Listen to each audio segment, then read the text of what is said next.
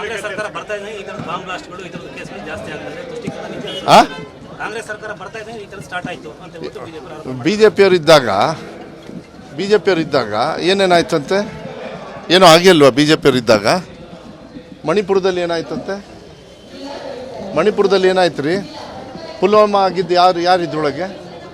ನರೇಂದ್ರ ಮೋದಿ ಅವ್ರು prime minister ಇದ್ದಾಗಲೇ ತಾನೇ ಆಗಿದ್ದು. ಮಣಿಪುರದಲ್ಲಿ ಆಗಿದ್ದು ಯಾವಾಗ?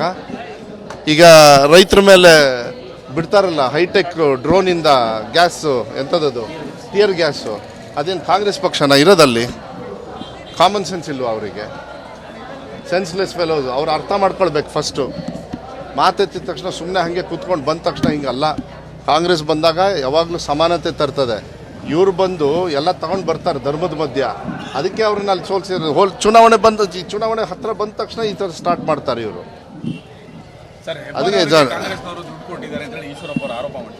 ಹಾಂ, ಹಂಗಾರೆ ಮುಂಚೆ ಯಾವುದಾದ್ರು ಏನೇನು ಎಲ್ಲ ಇವರೆಲ್ಲ ಹೋಗಿದ್ರು, ದುಡ್ಡು ಕಟ್ಕೊಂಡು ಹೋಗಿದ್ರು ಅಂತೇಳಿ ಅಲ್ಲಿಗೆ ಪ್ರೂವ್ ಆಯ್ತಲ್ಲ. ಬಾಂಬೆ ಬಾಯ್ಸು ಏನು ಪುಕ್ಷಡೆ ಹೋಗಿದ್ರಂತ? ಬಾಂಬೆ ಬಾಯ್ಸು ಎದಕ್ಕೆ ಹೋಗಿದ್ರಂತ? ಬಾಂಬೆ ಬಾಯ್ಸು. ಸುಮ್ಮನೆ ಈಶ್ವರಪ್ಪ ಅವ್ರು ಬಂದ ತಕ್ಷಣ ಹಂಗೆ ಮಾತಲ್ಲ.